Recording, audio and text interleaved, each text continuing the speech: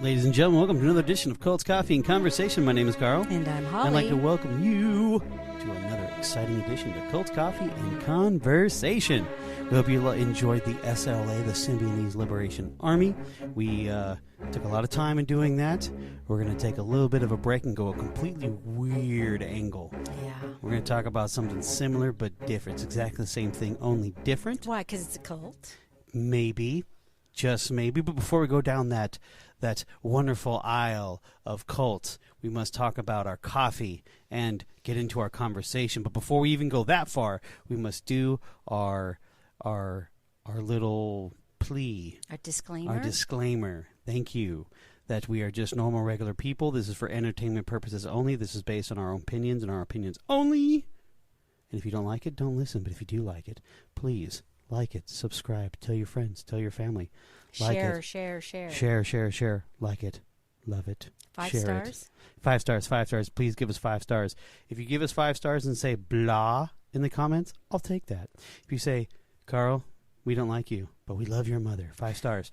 Or vice versa, which that'll never happen. But yeah, well, the more comments we get, the higher it goes up on the... Yes, if you like Holly, leave 5 stars. If you like Carl, leave 5 stars. If you like us both, leave 5 stars. If you don't like any of us, still leave 5 stars. Come on, guys. It's to help the algorithm. It's to help us to climb the ladder of the cult podcast genre. Yes. And also let us know how you feel at Facebook, our fan page at Colts Coffee Conversation. It's Colts Coffee and Conversation. On the Instagram, Colts Coffee Convo. And the Twitter machine, Colts Coffee Con 1. That is Colts Coffee Con 1. And, of course, we have our Gmail account at coltscoffeeconvo@gmail.com. And we also do have our voice memo system as well. Holly, take it away. Yes, so you can record on your iPhone or your Samsung or whatever you have, and you push record to your voice memo. Then you can send it right off to coltscoffeeconvo@gmail.com. Excellent. Okay, before we get into our cult and our conversation about our cult, let's talk about our coffee. Holly, what are you drinking? Well, you know, it's a little bit warm today. It's very warm today. So I am going to have a coffee treat. Ooh, a coffee treat. Java chip, no whip. Java chip, no whip? Yes. Ooh, sounds It's a frappuccino. fancy. Well, I'm actually drinking the caramel cloud foam macchiato. Light caramel, though. Now, Light is that caramel. cold or hot? That is cold, baby. You can get it warm, which is really nice. It's very flavorful, but I'm going with the cold foam because it is quite warm. Yes, it is. Alrighty, we talked about our coffee. It's time to have a conversation about our cult. Now, this one, it's digging into the deep archives of the unknown. Yes. Now, we're going to be talking about it has a funny name. Yes, it does. But, you know, like a lot of those things in the mid-century, the 50s, 60s, 70s, these groups had like Symbionese Liberation Army. They had some kind of weird names, didn't they? Yes, and they also so this one is the Galactic Army of Light. And what is that in short for? We're just called the GAL. The GAL. Yeah, it's just like the SLA.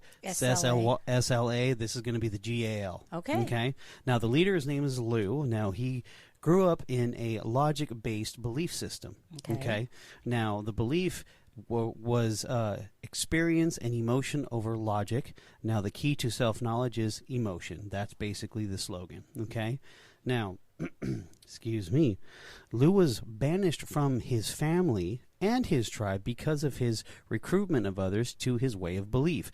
Now, it was considered forbidden because, once again, it's mostly a logic-based belief system. And he was into the emotion and experience. Very much. Okay. Very much so. Now, he had his way with the people. Now, what he would do was he would actually approach them in a very personal manner, and he would allow, for some reason, they would feel his presence, and it would allow him to, as he would say, share your pain. That's what he'd say, share the pain. Now, I believe I've seen a picture or so of him, and he appeared to be a pretty handsome guy. Yeah. Maybe, middle-aged with a beard, Yes. but he was very commanding. Yes, he had Had a pleasant face.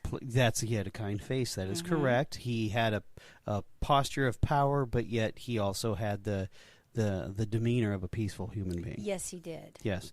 So what he would do is he would have those people share their pain, basically, be that shoulder to cry on or whatever, and he would actually help them grow strength from the sharing and from the pain. So some pretty powerful stuff. Now, basically, once a person did that, what happened was, and everyone would say that it's been like a weight that's been lifted from my heart. So it was really, really relieving. Yes. So of course, he was very successful in doing this, and he was able to gather a very large following. Okay. Now, the numbers, not too sure on specific, but it was a lot of people.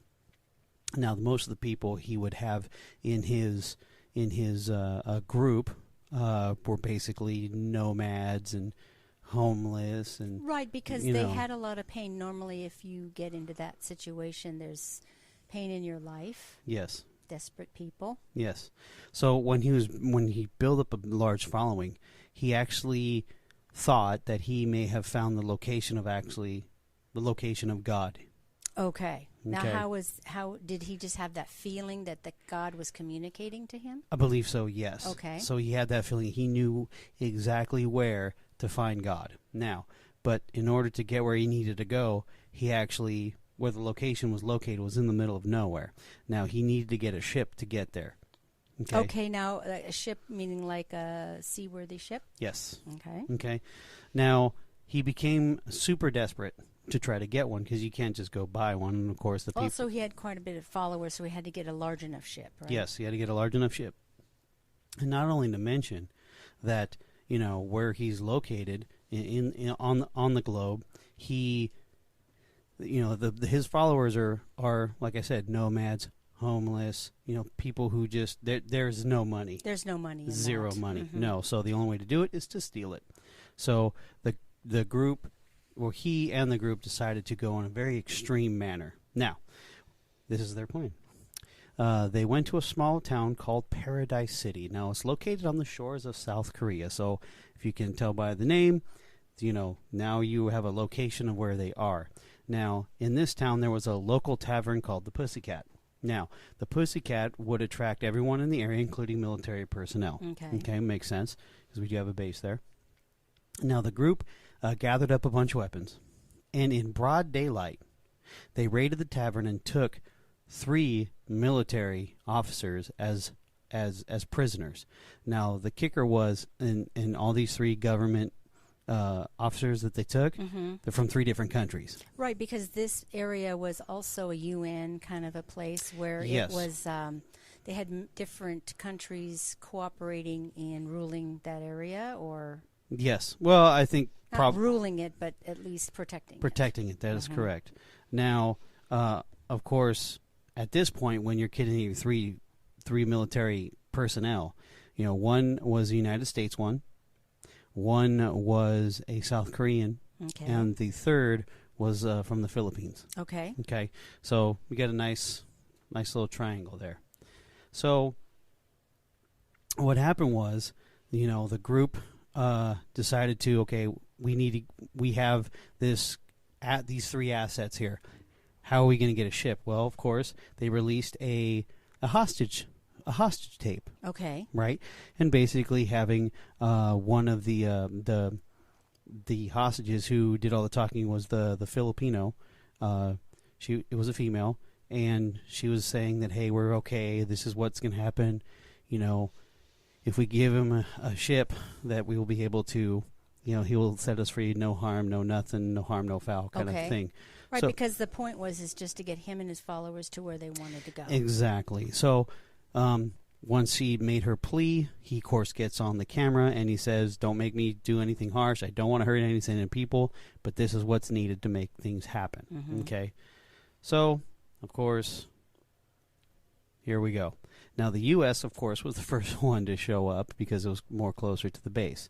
Now, what happened was that the U.S. hatched a plan to get the hostages out. But unfortunately, the plan was not very successful. Now, what happened was the GAL captured the rescue team and were able to use a smaller ship. So basically, they used a ship to get on another ship, like a small little... Right. It's kind of like a transport ship or something. Like an away boat or whatever. Yes. Okay. So they used a smaller ship to go over to where they were located off of that, because where this place is kind of like on its own island. Okay. So you need a boat to get to it. Exactly. So they decided to go in the middle of the night. They decided to go under the in the night and try to get them out. They were able to at least get into the town, but then it was a trap itself. Okay. Yeah. Okay. So then they end up being surrounded, and of course, not only did they have now the 3 hostages, they also had the rest of the rescue team. Okay. Okay. So, they ended up, like I said, they ended up rescuing after capturing the rescue team. They tricked them into using the smaller boat to actually get on the larger boat. So guess what? Success. All right. Right? So what they did was once they got hold of the ship, they took the officers to the ship and locked them up while trying to take over the rest of the vessel. Now, once the GL took over, Lou, the leader, explained what basically was going to happen. Of course, no one was going to get hurt. The plan was to get to where they needed to go. And that was to find God, right? To find God, yes. So he's told them where they were going, and it was a place that they called the Great Barrier. He called it the Great Barrier, but in reality, it's the Bermuda Triangle. Okay. Okay, so if you're not familiar with the Bermuda Triangle, that's an area where ships get lost. Planes also. Planes disappear. People vanish. So mostly people they avoid the area at all costs. Absolutely.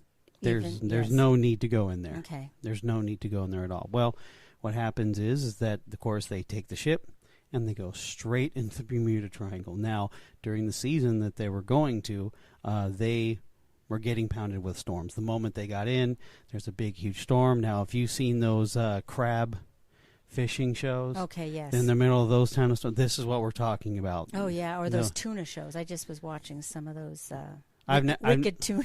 Okay, I've never watched. I've seen the crab boat ones, but okay. I haven't seen one of those in years. But when you see them in those nasty storms, and there's stories about some of the guys in the Navy will tell you, dude, when you're in the middle of the Atlantic, oh my gosh, that thing can beat you up really well. I mean, basically an aircraft carrier is a paperweight. So, wow. So this is not an aircraft. It's not an aircraft carrier by any stretch of the imagination. It's a pretty big ship, but it's a commuting ship. Okay. So, more like a cargo ship for the most part. Yes. So they're in the ship, and of course they're getting beat up.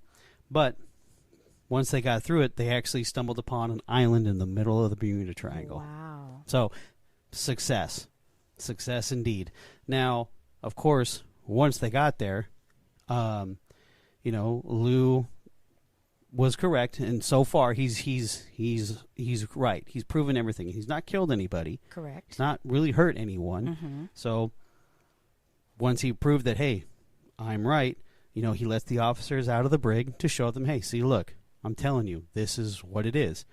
And of course, the captain says, okay, all right, we'll play your game, fine, because so far we've survived the storms. Yes. We've gone to an area we're not supposed to go to. Oh, maybe, just maybe, there's some faith in here. Okay. Okay. So he said, okay, fine. So he convinced the captain to leave the ship. So the captain decided to go with the 2 officers to check out the island and see what they can find first before anything else. Now, there's one thing, though, that Lou requested. Lou requested that be no weapons taken because there's no need for them. Okay. Right? So, of course, the captain agrees. Now, they arrived at the island, and there's nothing but pretty much sand and mountains. And, of course, some wreckage here and there. Right. So, basically, it looks like the desert when you're driving from Orange County to Las Vegas. In that one spot, like you just maybe, it's like you're in the middle, and you're just like, there's nothing out here. Okay. It looks just like that. But, of course, there was some doubt. There's a lot of doubt here. So what Lou says, let's search everything. So they searched for quite a long time. From my understanding, at least 9 hours. Okay. Because it's not that large of an island, but enough to where you can cover some good ground here. So when they were starting to look, then out of nowhere an earthquake happened. Okay, so an earthquake happened, and once the earthquake happened, they noticed there's some smoke signals or some smoke coming up off the top of one of the mountains. Okay. Okay, so that's kind of eerie. So they decided to climb up on top of the mountain. Now, when they finally got up to the mountain, guess what? They found an elderly man. there was an elderly man living there, and he looked like Moses from the Ten Commandments. Now, Whoa. Yeah, so that's creepy.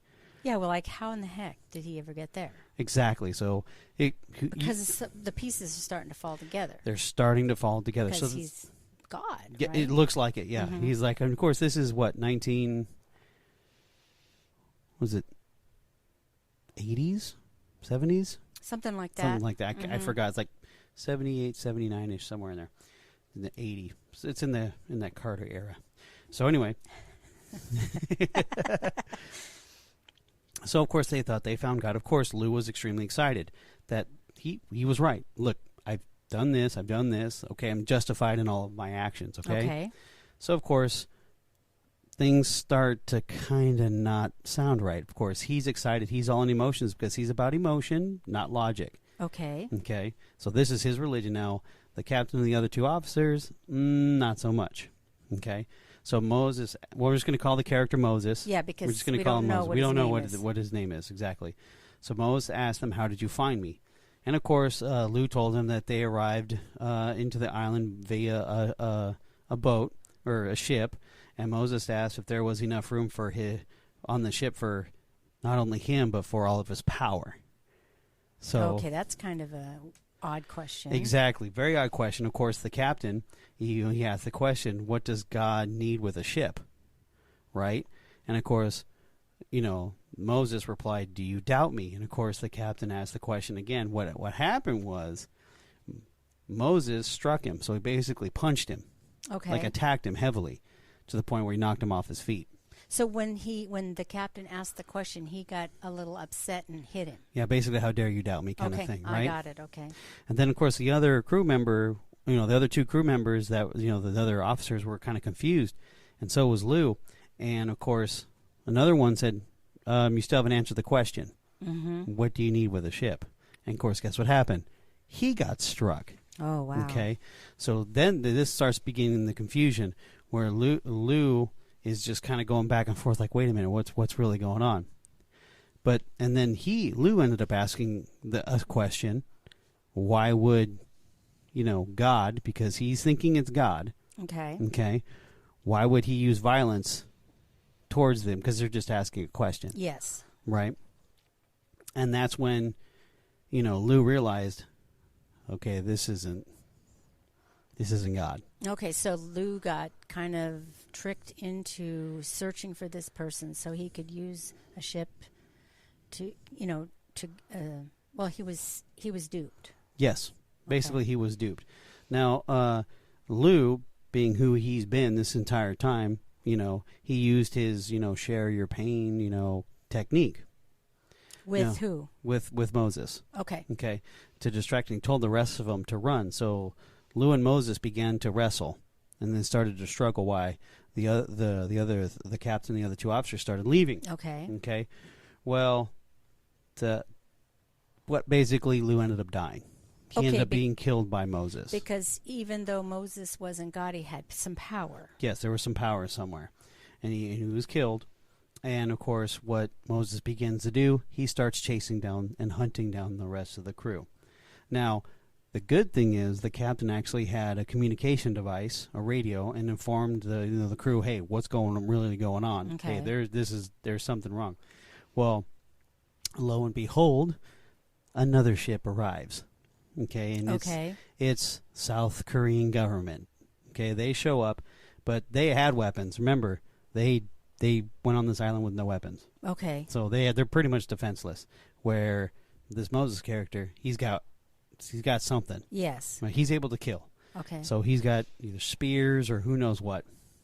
But they show up with their weapons, and they actually ended up killing Moses. Oh wow. Okay, they ended up killing Moses, and the crew was taken aboard. Obviously, they boarded their ship to get back to their ship, and this whole thing is over, and the GAL is no more. Is gone. Wow, that is an incredible story. Right? It's a small story. It's not very It's not a long one like we're used to doing, but it's very, very short. Yeah, it kind of sounds like Dark Secret Place. It's a radio show. They go through different scenarios that we don't know about. Right. From back in the 50s, the 40s, you know. There's a ton of these. Yeah, and we don't really know about them because they're... short-lived. Or either that or they're, what do they call it, classified? Right. I would think that this story's classified. Right. And now it's just coming to light because of, what, about 40 years or so? Right. Wow. Right? I've never heard of this, Carl. I mean, I just kind of, it's crazy. It is crazy. Because it's not true. What are you talking about? This is not true. This is actually a movie. Are you kidding me? Nope. What movie is this? This is Star Trek V, The Final Frontier. Oh, my gosh. I think I saw it a long time ago. Yes. Yes, the character Lou that we were talking about, his name is Sybok. Yeah. Now, Sybok is the brother of I just drew a blank, Spock. Okay. And, of course, the captain is Captain James Tiberius Kirk. Okay. Okay, and, of course, no offense, South Koreans, you guys were the Klingons, but I had to kind of make it up to make it sound good. And there's no such place as Paradise City. Well, there's a bar in South Korea called Paradise City, but when I was kind of constructing this to kind of throw everybody off, I thought it'd be a little bit of a change in pace and different instead of just talking about cult, and this and that and all that kind of stuff. Well, it is kind of a cult, though. It is kind of no, this is a cult. You can kind of label this as a cult, but we'll get into that. Okay. In our bonus show, because guess what we're going to do? We're actually going to break down Star Trek V, The Final Frontier. Okay. Alrighty, and on that note, guys, we hope you enjoyed it. It's not as long as we normally go, but we thought that we just kind of just chop it up a little bit and break it up, and hope some of you guys are going, wait a minute, this kind of sounds oddly familiar, because it was. Because it was, folks. It was Star Trek V, and if you're a Trekkie, you know that this one here is actually one of your favorites, because it's actually one of my favorites, and I thoroughly enjoyed this, because I actually refused to watch 5. Because you liked 4 so well? I enjoyed 4, and then my favorite of all time is The Undiscovered Country in Star Trek 6. Oh my gosh. I love that movie. I'm sorry. I love it. Good memories. Anyway, we'll go down that note another time, another day, another time, another place, another space. All righty. Okay. And on that note, good night, Holly. Good night, Carl.